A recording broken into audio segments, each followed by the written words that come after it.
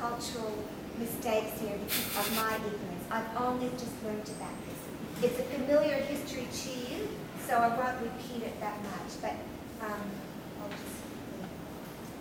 Darley can be bought at Family Mart, Welcome Store, 7-Eleven. So in 1985, 100 years after Huck Finn appeared in print, exactly, Colgate-Palmolive, an American company, bought this toothpaste. It was originally a Taiwanese-based company that owned it.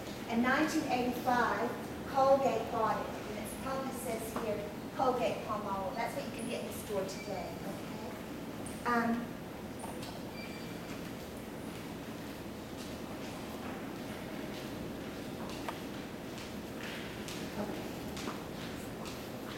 I'm getting ahead of myself. This is today, and this is what it used to be called. Okay? So 1985, the company wasn't, actually, this is still on my, it's changed again. These are earlier packaging.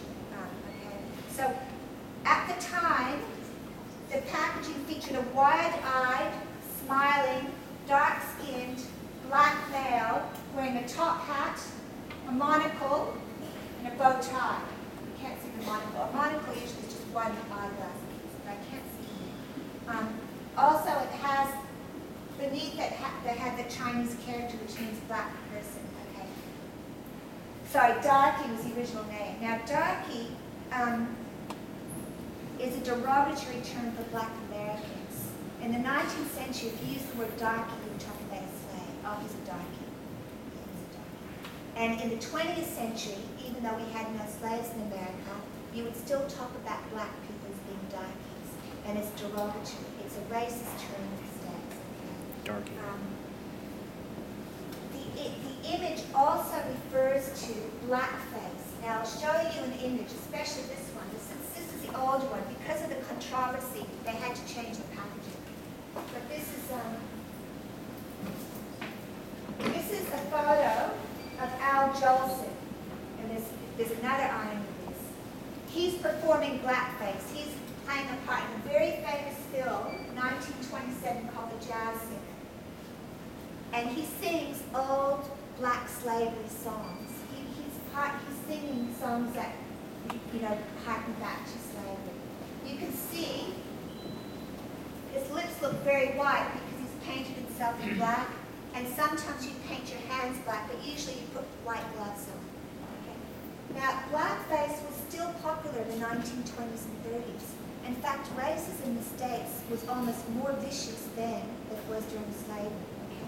The irony of this is I adore Al Jolson. He was an American Jew.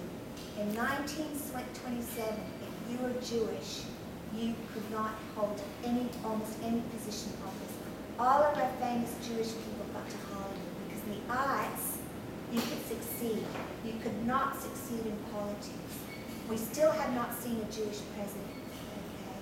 So what was ironic was Al Jolson was the first American Jew who became popular for non-Jewish American audiences.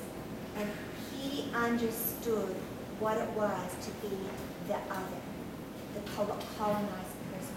He understood precisely what it was like to be treated as a slave. And that's why his performances, when you see it, you feel so ashamed, but you're fascinated by it because he gets it. And so again, showing this film, there are no black people here, but if I was teaching this, I'd really make sure I set up my lecture. I'd have to be very sensitive because when you watch this, if you're black, it's still like you're being made fun of. So it's very funny. So if you look at Al Jolson, people say this.